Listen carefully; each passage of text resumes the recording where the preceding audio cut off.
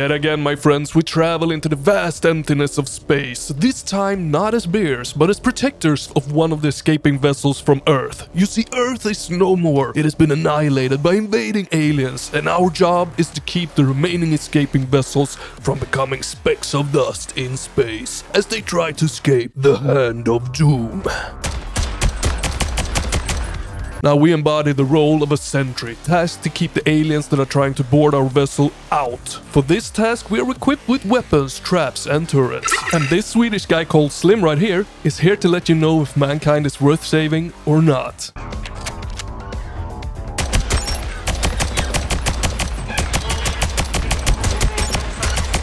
So will mankind survive to see another day? Well, when I play the game, the answer is a definitive no. I kept on dying and dying, thanks to the most frustrating, stupidest things ever. Let me start from the beginning. But before I do, let me emphasize that I played the first version of Early Access. A lot more is planned for the game, like adding in co-op, tweaks, changes, all kind of stuff. And I still haven't finished the full of Early Access because I just kept on dying and dying and dying. But I will get more on that later. But I have played roughly 10 hours, so I got a good grip of what the game is like. But nonetheless, this is my review for the early access.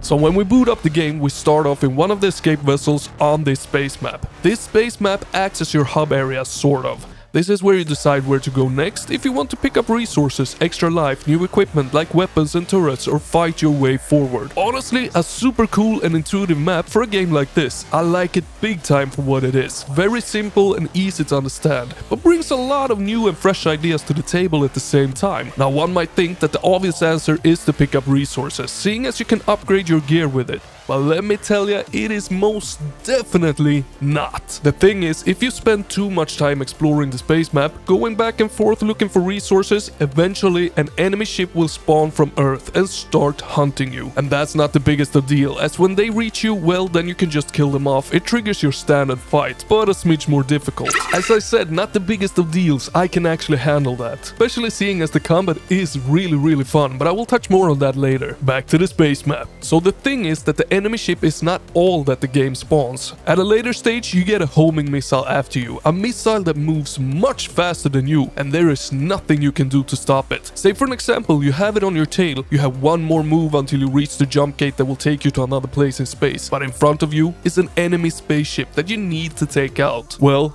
that simply means that the rocket gets to move twice before you can move once. And this particular instance happened to me, and it made me so unbelievably frustrated. Now I do understand the mechanic of stopping you. It is a game of risk versus reward, making the player have to calculate if it's worth risking it or not. But I feel like it is way overpowered, moving faster than you, as every time you enter combat it gets to move twice, and every time you move it moves. Luckily though, you have a countdown in the bottom left showing you how many steps away from you it is, or until it spawns. But having both an enemy ship and a homing missile after you really takes away the fun exploring aspects of finding new gear and more resources in my book. I mean, the enemy ship, it would have been enough. Take away the game-ending missile completely, as to me it was nothing but frustrating.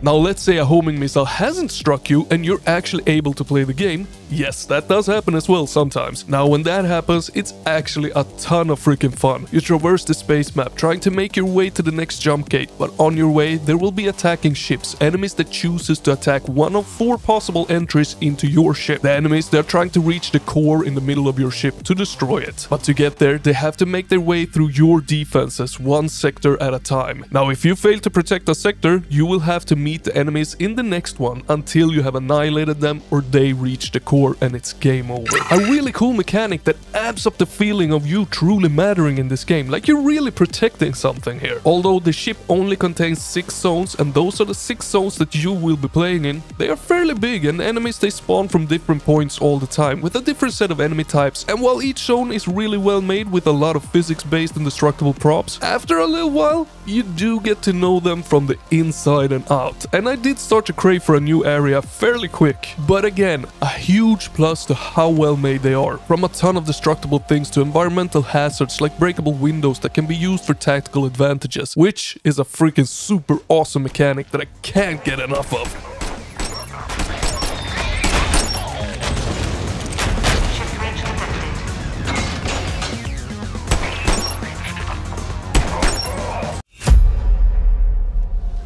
Now to protect the zones, we need guns. Guns, traps and turrets. So before each enemy encounter, we enter this loadout screen, where we get to pick what loadout we want to carry to our mission. It ranges from weapons, turrets, traps and grenades, all of which are really fun to use and experiment with. Some weapons and turrets takes up more inventory space, while others they take less. This is of course to balance the gameplay, and you can upgrade the amount of things that you can carry, but I feel like it's lacking a bit here. Take the shotgun as an example. It takes up all the weapon slots, while the pistol and SMG can be held together. Now the shotgun will get you killed in an instant due to it being underpowered, while the pistol and SMG will carry you to victory. The balance just feels way off in some aspects and needs to be further fine-tuned for it to be worth experimenting more with. But what's the worst part in a loadout being bad, Slim? Well, let me explain. Well, once you picked it, you can't change it until you killed off all enemies or you lost all your lives, or the enemies reach your core. Because yes, in each run you only have a set amount of lives, starting with 4. You're able to acquire more by exploring in the map, but you can lose all of them in one bad enemy encounter, and then it's game over again, making it hard daring to experiment when you know you got something that works. Oh, and all equipment is upgradable with resources that you find on the space map. This, however, is fairly well balanced. It doesn't take too many resources to fully upgrade something, meaning that if you find a new turret or weapon along your journey, it's not a pain in the ass to actually upgrade it. Now, how are the weapons then? Well, they are cool as freaking hell. They all rock a similar simplistic futuristic design to them with great sound effects. If any of the guns is running low on ammo, the audio for the gun changes, which is a great cue that it's time to reload, and I'm really thankful for it because sometimes it gets really heated in combat and that audio cue really helps, and it sounds something like this.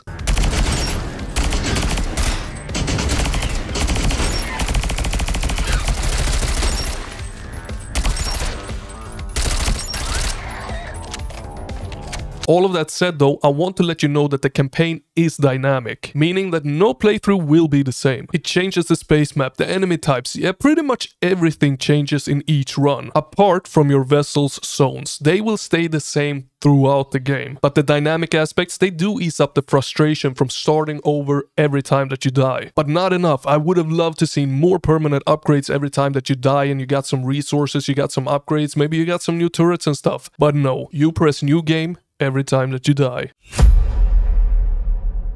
Now let me with a few minutes of raw gameplay show you how an enemy encounter goes. It goes something like this. So my friends, welcome to a round of Sentry, and I will be starting a new game because I am already screwed in this one, so let's do it.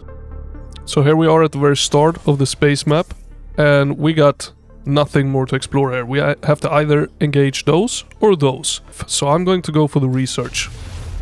The research are the resources we need to actually upgrade our equipment, like this. I will be starting off by unlocking the grenade. That is one of the blueprints that I have found when I played earlier and actually made a jump. That made it save the blueprint. But as you can see, I had to spend resources to even unlock it. Now I'm going to upgrade this bad boy, and then I'm going to upgrade this.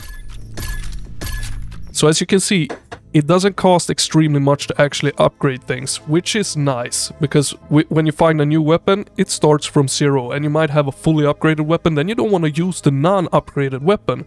But seeing as it doesn't take a gazillion resources to actually upgrade it, you can soon enough start using it. The enemy ship attacked us here. They could have attacked us here, here, here, or there, and they chose the hallway. So let's protect the hallway, shall we? The loadout, not much to do here, just equip everything. Kaboom. And now we want to be somewhat fast, because the faster we are, the more resources we get to build new turrets. So I'm gonna do this really fast here, and enter. Now I can afford a couple of more turrets here. But the enemies also spawn pretty damn fast. Oh, shicey bicey. There we go, now I'm happy.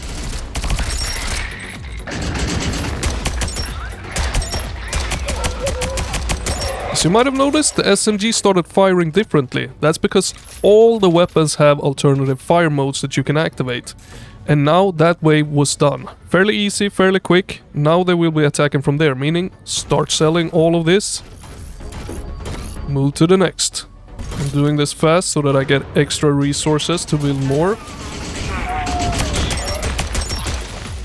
So what I could do here as well is put out some of these slowing pads. It will slow down the enemies. So now they will be attacking from C and B, and this is the last wave. So what I'm gonna do is I'm gonna sell these, and then no, we're gonna keep that. And I'm gonna sell these and that. Now I'm gonna run up and build some defenses in the other sector that they will be attacking from. Or the other door. That's good. Let's do this. But what I'm going to do now, since they are attacking from both ways, they are trying to reach that door to progress to the next zone. So I will be standing here, defending whatever comes through my defenses. Good or bad, I don't know. But if I look one way, the other way is gonna sneak through. 100%. These things that are dropping, the enemies, they drop ammo and resources to build more turrets. So if you're starting to be in a pickle, pick up the resources, start building again.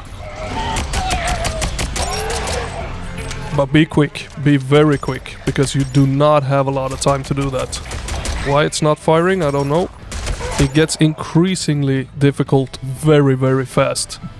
And that was mission complete, my friends. With that, you don't have to pick up anything once you're done. You just have to go back. We didn't let a single enemy through, means we got 400 in that yellow resources. I don't know what it's called, honestly. And we protected that zone. Ship cleared. Now we can go back to the navigator. Keep on going through the map. But friends, I hope that gave you a good insight of what the gameplay is like. Back to the review.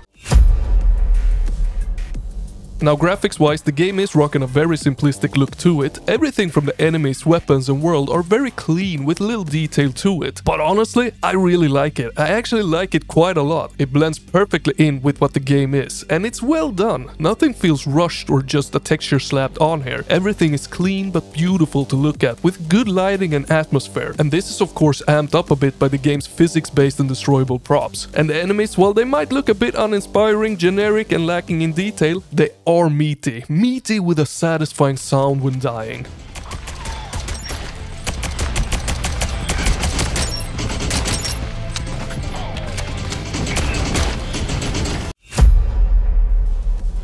So to summarize the critique a little bit here, I think the balancing of the homing missile chasing you needs to be tuned, just as the balance of the weapons, and the game really needs a difficulty scaler, because as is now, it's really freaking hard. One mistake and it's usually game over, which is pretty harsh, seeing as you almost lose everything when you die. The thing is this, if you find new stuff in one of the maps and then you go to a jump station and jump, you get to keep those things even when you die. But to unlock them and use them again, you have to spend resources that are super hard to acquire because you are being so punished for actually exploring in the game, making it also super hard to explore and find new things. So it really needs some further balancing here. Let us keep more of the turrets and equipment that we find throughout a run, and not having to unlock them again using resources to just use them at all, or at least add some permanent upgrades to it to add an actual feeling of progression in the game, and not just restarting from scratch all the time that you die, which will happen a lot, trust me. And that is simply the reason why I haven't finished early access yet, because I've been playing for 10 hours, restarting, and to be honest, I cannot be arsed to restart once again. I mean, 99% of the time I played with a pistol, SMG, slow trap and a spike trap, only having unlocked the shotgun as a new weapon, a grenade, ammo belt and a healing station. And this is mostly due to the fact that the game is punishing you so hard for exploring with the homing missile and the enemy ship chasing you, and the fact that the game becomes incredibly difficult really fast. You are simply not becoming as powerful as the enemies that the game sends towards you, so faster progression in the unlocks is a big need in this one.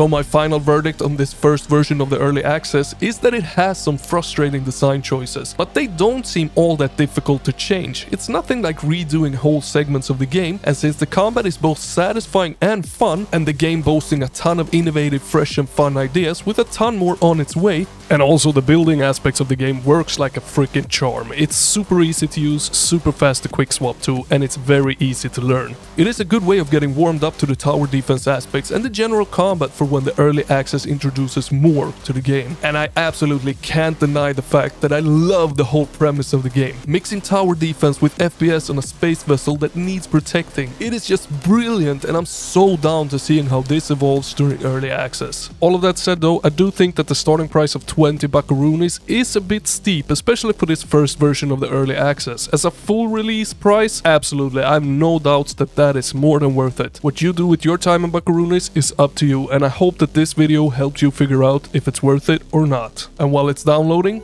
don't miss these.